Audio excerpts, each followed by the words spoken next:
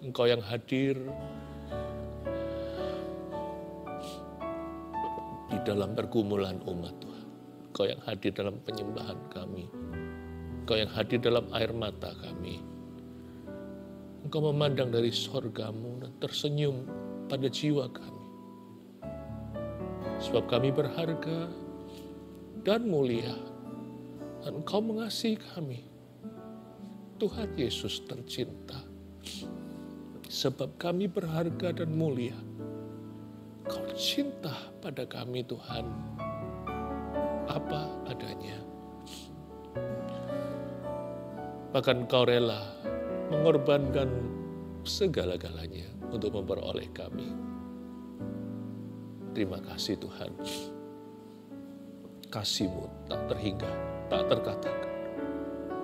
Kami hanya mau berada di dekat-Mu. Itu saja saat teduhku.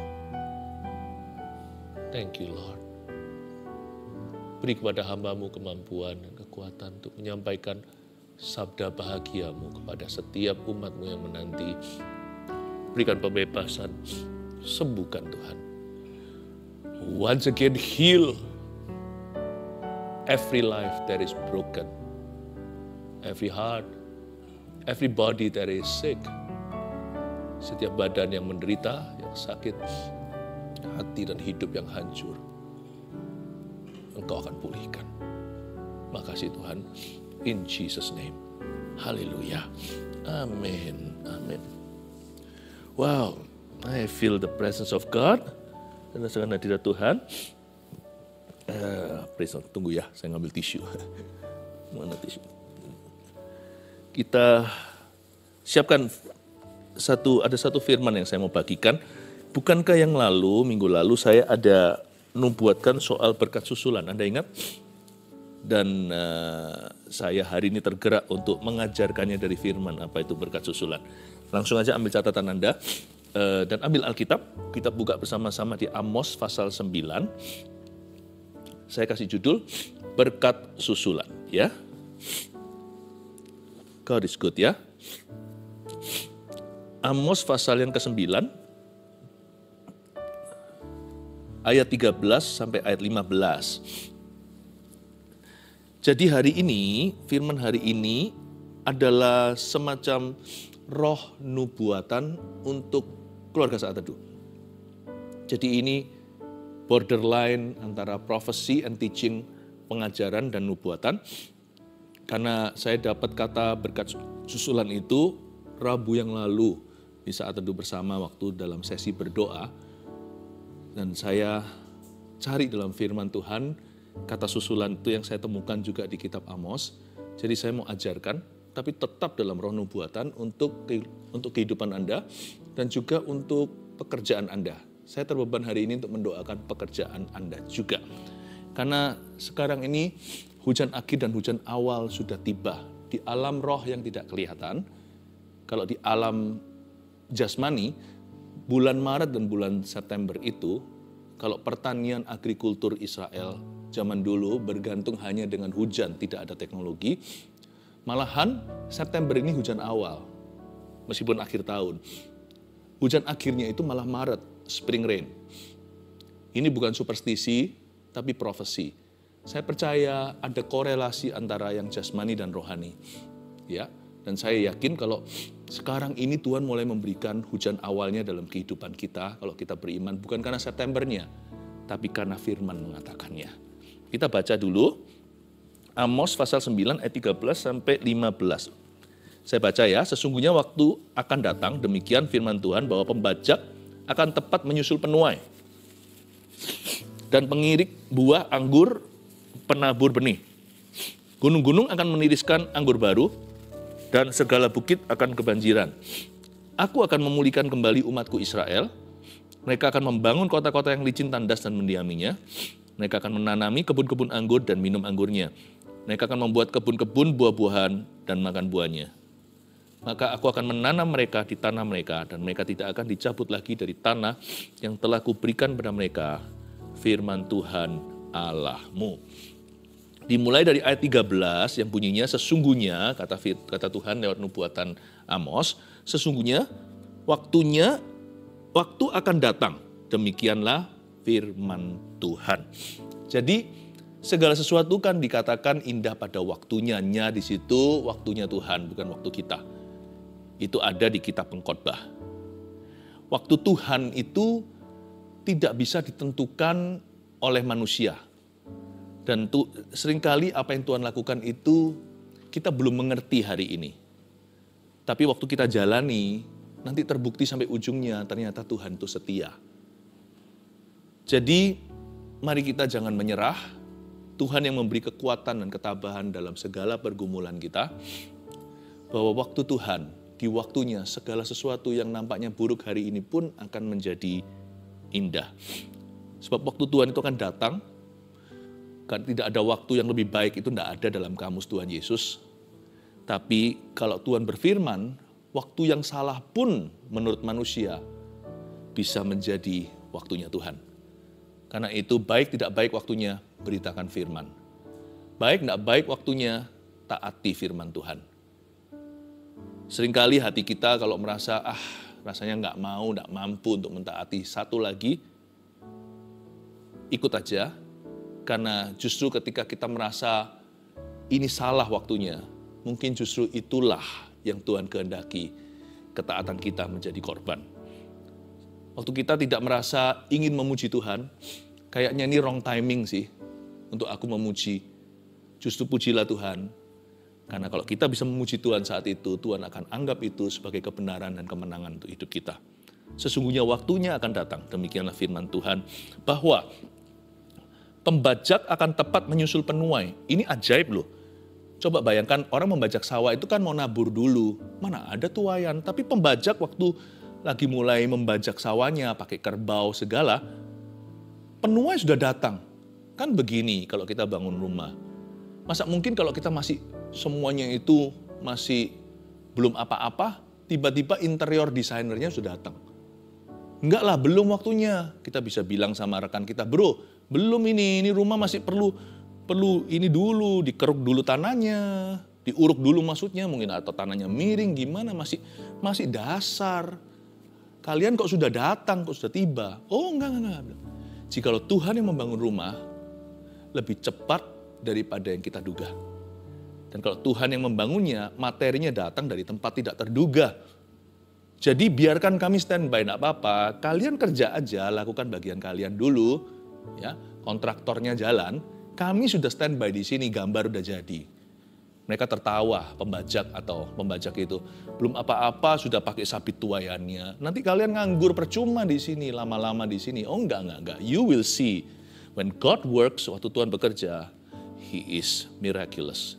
Ketika dia bekerja, dia akan bekerja secara dahsyat. Pembajak akan tepat menyusul penuai. Tapi sebaliknya ini, penuainya lagi nuai nih, nanti giliran yang penuainya sudah mulai nuai kan. Baru sabitan pertama, buah sulungnya. Pembajak udah nunggu sama kerbaunya.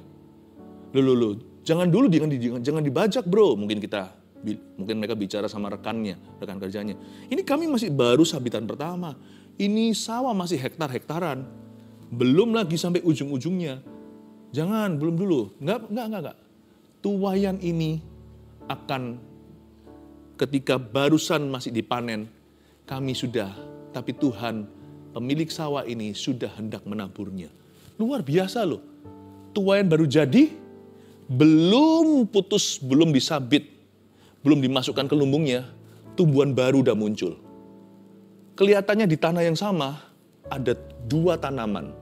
Yang satu udah matang untuk dituai, tapi tunas yang baru telah bermunculan. Kok bisa ya? Itulah keajaiban Tuhan. Karena itu yang disebut berkat susulan nomor 1, tulis dulu poin ini. Yaitu rantai berkat yang terjadi begitu cepat. Ini tidak tentu bicara tentang materi ya. Berkat itu jangan dilihat dulu secara jasmani, tapi lebih tepatnya kairos atau waktu ilahi. Kata kairos itu adalah bahasa Alkitab. Ya, kata kairos itu yang artinya waktu ilahi. Kalau kronos itu tiktok setiap menit 60 detik. Lalu menit kemudiannya 60 detik lagi. Lalu 5 menit, 30 menit itu setengah jam, 60 menit itu 1 jam. Itu kronos, tidak bisa loncat-loncat, Tidak bisa di-bypass. Jam 1, jam 2, jam 3, seterusnya. Tapi kairos itu tidak ada teorinya. Tuhan melakukan sedaulat-daulatnya.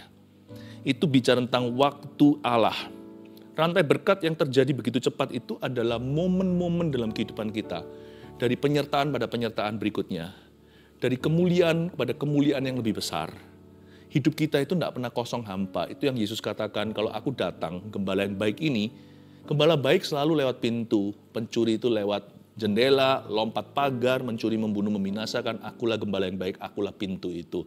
Aku datang untuk memberimu hidup, hidup dalam segala kelimpahannya. Itu bukan bicara tentang materi, itu bicara tentang penyertaan Allah. Itu bicara tentang momen-momen Kristus berjalan dalam hidupmu, sehingga hidup kita nggak ada episode nganggur, nggak ada keisengan di dalamnya. Kehidupan kita itu protein semua, bahkan nggak ada karbohidrat, nggak ada lemaknya. Selalu diisi dengan penyertaan demi penyertaan. Dan Tuhan sambung berkesinambungan, susul menyusul. Momen satu belum selesai dipanen semua, momen berikutnya telah datang. Misalnya pemakaian Tuhan di bidang ini kita belum rampung, belum dimaksimalkan, belum 100% seluruh potensi tergali. Tiba-tiba talenta baru sudah bermunculan dan mulai menyusul talenta yang lama. Itulah cara Allah bekerja from glory to glory. Ini bukan bicara soal materi. Ini bicara tentang the works of Jesus in your life. Tentang karya Tuhan yang mulia dalam hidup kita setelah karya terbesar tentunya yaitu keselamatan kita. Dalam mengerjakan keselamatan kita, Tuhan turut bekerja sama mendatangkan kebaikan. Dalam perkara yang nampaknya baik maupun yang nampaknya buruk, God will work together with you. Tuhan akan bekerja sama denganmu. Disitulah muncul momentum-momentum itu from glory to glory. Penuai dan pembajak saling susul menyusul. Bahkan kadang-kadang doa kita terjawab lebih cepat dari yang kita kira. Tuhan itu nggak terduga. Kita kira cepat, ternyata waktu Tuhan beda. Tapi nanti karena kita trauma, doa kita seringkali rasanya nggak terjawab. Padahal sih enggak sih. Doa kita itu sama-sama aja, ada yang belum terjawab, ada yang sudah terjawab. Cuman dasar manusia itu negative thinking. Pikiran kita itu selalu melihat apa yang belum kita punya. Tapi apa yang sudah kita miliki biasanya kita anggap gampang. Sebenarnya kalau mau kita jujur, doa kita itu ada yang lambat dijawab. Menurut timetable atau menurut waktu kita. Tapi juga kalau mau fair, ada yang lebih awal daripada yang kita kira. Ada yang tepat waktu sesuai dengan ekspektasi. 50-50 selalu ada sih. Tapi yang kita terus gembar-gemborkan, besarkan adalah yang belum terjawab kan. Karena manusia hatinya susah untuk dipuaskan. Kalau orang tidak bersyukur itu melihat kurang-kurangnya.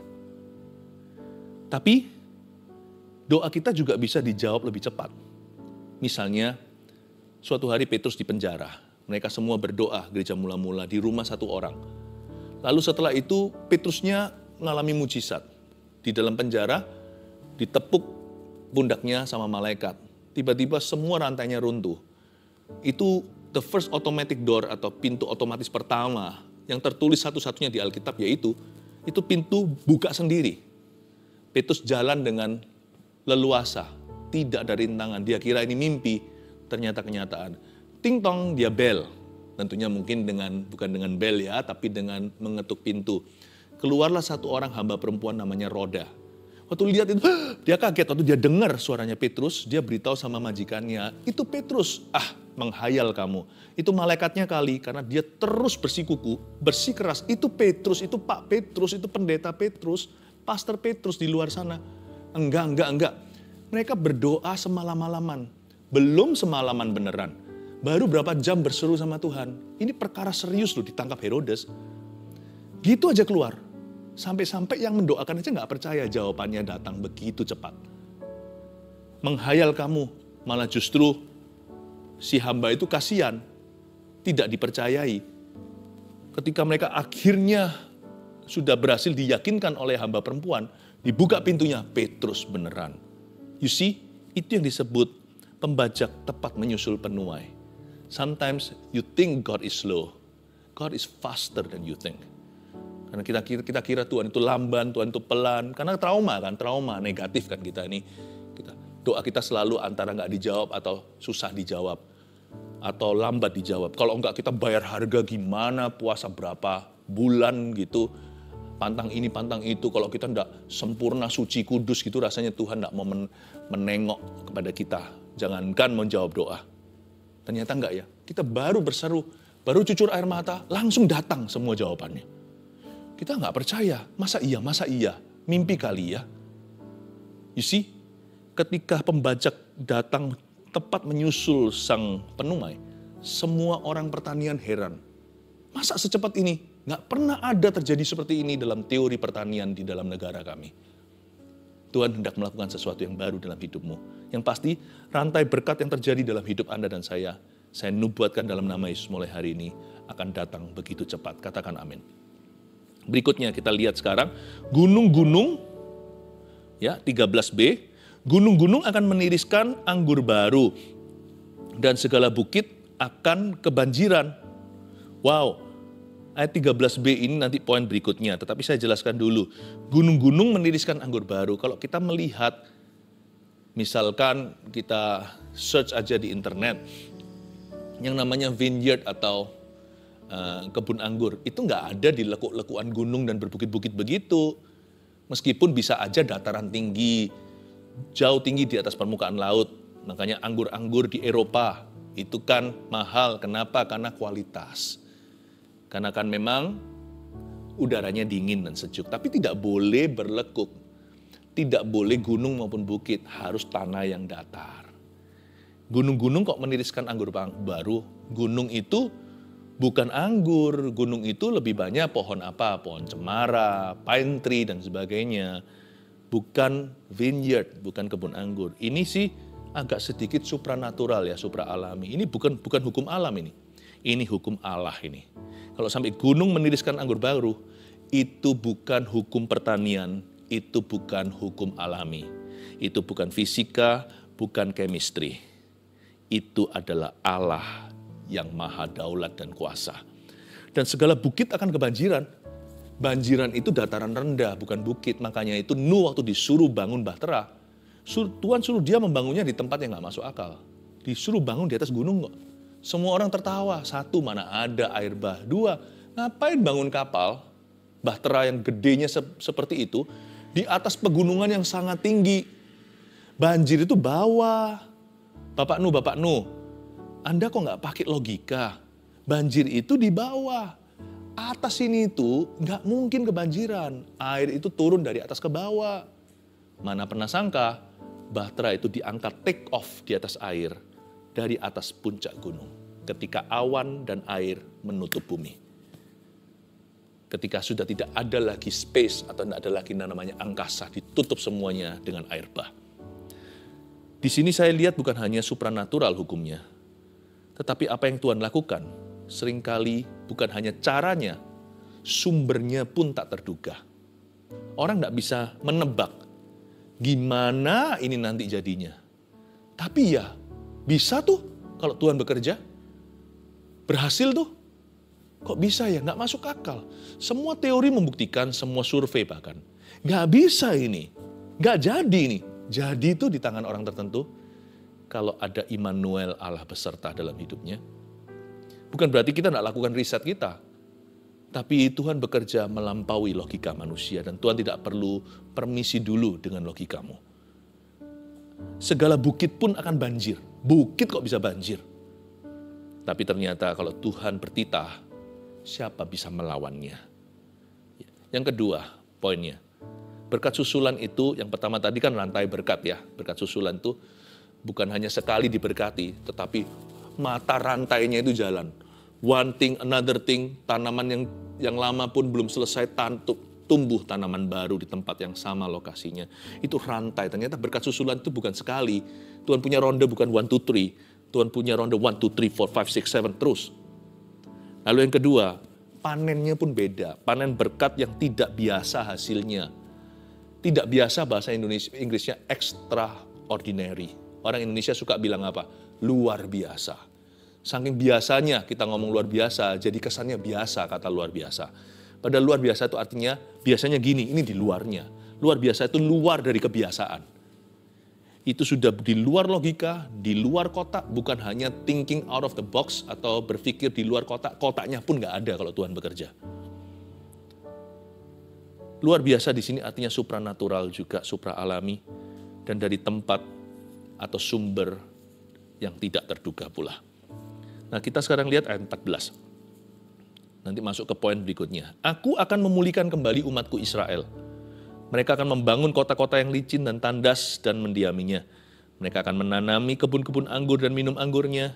Mereka akan membuat kebun-kebun buah-buahan dan makan buahnya. Maka aku akan menanam mereka di tanah mereka, dan mereka tidak akan dicabut lagi dari tanah yang telah kuberikan pada mereka, firman Tuhan Allahmu.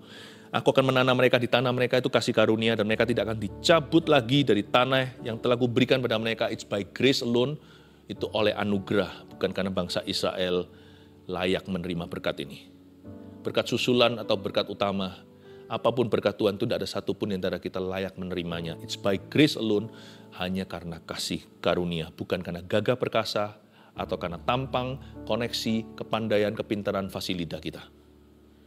Kita sekarang mau coba melihat apa yang menyusul berkat. Ayat 14 kasih karunia diberi, aku akan memulihkan kembali umatku Israel. Itu tidak ada hubungan dengan kita. Sama dengan setiap mujizat yang terjadi dalam pelayanan kami, itu tidak ada hubungan dengan kami. Apa yang terjadi nanti hari ini, itu semua adalah dari sisi Tuhan semata-mata. Aku akan, itu adalah pekerjaan Tuhan yang berdaulat. Gak perlu dibantu sama orang. Tapi selalu disusul setelah aku akan, dengan kata mereka akan. Berkat susulan itu bukan berkati aku terus, bukan. Berkat susulan itu artinya setiap berkat yang Tuhan beri itu juga ujian. Kita harus menjadi pengelolanya yang benar. Ada kata steward dalam bahasa Inggrisnya, stewardship, ya, yang artinya hamba, yang artinya manager, artinya pengurus kasih karunia, pengelola. Setelah aku akan, dilanjutkan dengan 3 kali ada kata akan, mereka akan.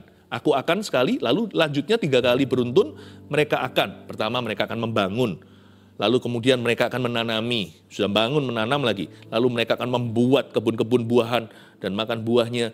Sekali saja Tuhan akan, sisanya kita akan, 3 kali menyusulnya. Tujuan berkat adalah, catatlah poin nomor 3, adalah kelola dalam takut akan Allah. Dengan kata lain, saya singkat aja kata kelola, panjangnya gini, tujuan berkat adalah untuk mengelolanya. Bukan hanya kita bisa menikmatinya, kita patut mengelolanya. Sepatutnya setiap kali Tuhan berkati kita itu kita sibuk mengelolanya 3 ronde berturut-turut. Tuhan berkati sekali, kesibukan kita 3 kali lipat. Karena Tuhan by grace alone, tapi we must work hard. Kita harus bekerja dengan keras untuk bisa mengelola berkat itu. Tuhan memberimu kepandaian, Gak ada orang yang bisa memberikan itu kepadamu. Itu bukan karena gizi atau ASI atau air susu ibu. Itu bukan karena gizi nutrisi yang kita terima waktu bayi. Buktinya, berapa banyak keluarga berada dikasih makan pada waktu mamanya, waktu ibunya hamil anak ini. Wah, makanannya bergizi. Ya pintar sih. Tapi juga ada keluarga yang biasa atau bahkan yang gak mampu. Ala kadarnya, bukan gizi yang top-top begitu. Keluarnya, lihat hari ini, anak-anak yang pinter, jenius, beasiswa, bahkan jadi petinggi-petinggi di negara. Nggak tentu loh, itu bukan hasil usahamu. Tuhan itu memberi kita itu kasih karunia yang nggak bisa ditiru dan tidak bisa diusahakan oleh manusia. Jadi nggak peduli orang kaya, orang miskin, nggak peduli dia bangsa apa, nggak peduli latar belakangnya, nggak peduli marganya, nggak peduli apa. Masing-masing dititipin sama Tuhan talenta. Ada yang atas-atasnya nggak bisa nyanyi, semua fales. Anaknya penyanyi yang sangat-sangat luar biasa. Kita nggak pernah tahu kan. Tetapi diberkati itu satu hal. Mengelola berkat itu 3 hal berikutnya. Karena kita tidak minta untuk diberkati demikian. Tapi kita punya respon hari ini yang menentukan berkat itu jadi apa. Dimulai dengan aku akan, itu keputusan Tuhan. Mereka akan, itu keputusan kita. 3 kali. Tujuan berkat adalah mengelolanya dalam takut akan Allah. Sebenarnya dari ayat-ayat ini, Tuhan sih tidak anti prosperity atau kemakmuran. Kalau Anda baca ya, Amos ini hidup dan bernubuat pelayanan di Yehuda di bawah kepemimpinan Raja Yerobeam. Raja Yerobeam ini waktu memerintah, ini Israel makmur sekali. Jadi Amos ini adalah seorang nabi keadilan yang selalu menyerukan justice, keadilan sosial juga. Ketimpangan, jurang, miskin kaya itu dibahas. Amos itu menyerukan. Banyak orang-orang Israel egois. Mereka acuh tak acuh dengan ketidakadilan yang terjadi. Jadi sekilas seolah-olah Tuhan itu nampaknya lewat pelayanan Amos sangat anti prosperity atau anti kemakmuran. Padahal enggak tuh. Akhir Amos itu dijelaskan mereka akan pulih, mereka akan bangun kota yang licin tandas dan mendiaminya. Itu kota licin tandas itu maksudnya apa? Itu kotanya itu mulus kinclong-kinclong begitu, licin tandas itu berartinya kota itu bagus. Dibangun dengan bahan-bahan yang mahal. Mereka akan menanami kebun anggur, minum anggur. Anggur dan kebun anggur, minum anggur itu bukan kebutuhan utama. Itu bukan makanan pokok. Anggur itu makanan pesta. Berarti Tuhan menghendaki supaya umatnya juga bisa menikmati kehidupan. Mereka akan membuat kebun-kebun buah-buahan dan makan buahnya. Ya, kebun buah-buahan dan makan buahnya. Kalau kelaparan, sayur pun jadi. Ini sudah buah-buahan, macam-macam buah-buahan. Kalau ada toko buah-buahan, negara itu mungkin nggak lagi perang kali. Kalau antri bahan pokok, nah mungkin itu namanya sengsara. Kalau saya baca gini, Tuhan nggak anti prosperity. Yang Tuhan anti itu namanya greedy. Karena bangsa Israel itu tidak punya prioritas yang betul. Mimi, aku, itulah prosperity-nya Yerobeam. Perbedaan antara kemakmuran Yerobeam yang jauh dari Tuhan, kemakmuran itu justru memimpin mereka dalam dosa, dengan kemakmuran yang diajarkan oleh Nabi Amos dan dinubuatkan, bedanya di sini. Berkat yang Tuhan beri, cara Tuhan begini, selalu diikuti dengan stewardship. Kalau orang fasik diberkati, langsung pesta pora, foya-foya, nggak peduli orang lain, hidup egois untuk dirinya. Tapi kalau umat Tuhan, anak-anak Tuhan diberkati, berikutnya yang dia lakukan, baik itu berkat materi atau bukan, dia akan tanya, Lord teach me what to do with this. Ajari aku apa yang harus kulakukan dengan ini. Masuklah yang namanya satu set priority atau prioritas. Mulai masuklah hikmat untuk bisa menata rumah tangganya. Mulai masuk yang namanya waktu, kategori, timingnya apa. Dan umat Tuhan akan mengelolanya. Seperti Yusuf di negeri orang di Mesir.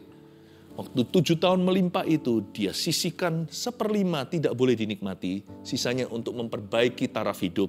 Sisanya untuk keperluan, kepentingan. Sisanya untuk dinikmati, tapi waktu itu 1/5, 20%-nya dia simpan waktu itu di dalam lumbung untuk masa-masa kelaparan. Umat Tuhan itu mengelolanya. Selalu stewardship yang namanya hati hamba mengikuti setiap berkat yang Tuhan beri. Tujuan berkat adalah untuk mengelola. Ingat kalau Anda diberkati dengan 1 talenta, bukan materi ini, kemampuan contohnya, kelebihan, itu pasti Tuhan punya tujuan ilahi di dalamnya. Bukan hanya untuk membuat Anda berhasil. Bukan hanya untuk membuat Anda jadi besar.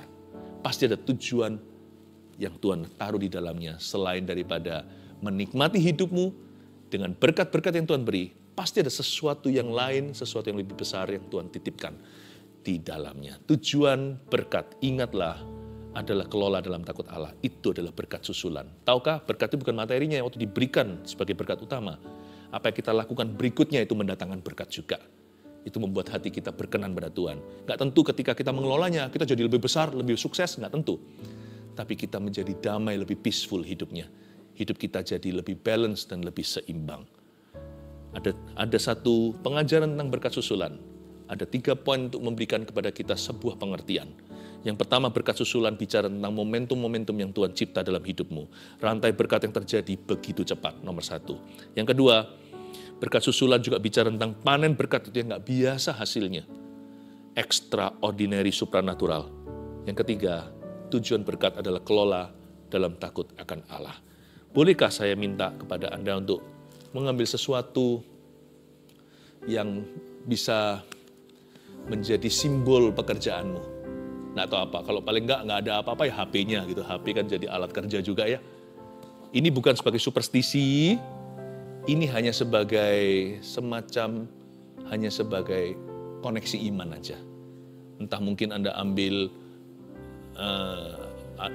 pen Anda atau yang Anda pakai di kantor atau something apa sebagai, saya minta sesuatu yang sifatnya bisa dipegang, jangan lepaskan pintu kantornya ya, tapi sesuatu yang bisa Anda taruh di dalam genggaman tangan. Saya ajak kita sekarang masuk hadirat Tuhan. Dengan itu kita berkata, ini pekerjaanku, seiota dari apa yang aku bawa di dalam tempat kerja biasanya. Aku mau serahkan kerjaanku kepadamu Tuhan. Dan saya mau berdoa untuk akhir hujan awal itu mulai melanda hidupmu. I bless you, keluarga Saat Teduh. The Lord bless your work. Tuhan memberkati pekerjaan Anda. Sudah? Ambil sesuatu, saya kasih waktu sambil kita nyanyi lagu ini ya. Nanti saya mau doa syafaat dan memberkati profesi pekerjaan Anda masing-masing. Tas kerja Anda kalau ada di dekat Anda, bawa aja ke sini. Atau apa, tabletnya atau apa. Atau kalau pekerjaan Anda uniformnya mungkin, atau dasi yang dibawa pakai untuk kerja biasanya, atau apa yang convenient, yang nyaman untuk bisa Anda taruh di genggaman tangan. Masuk hadirat Tuhan, and I will bless you. I will speak God's blessing upon it. Dan saya akan ucapkan berkat Tuhan atasnya. Haleluya.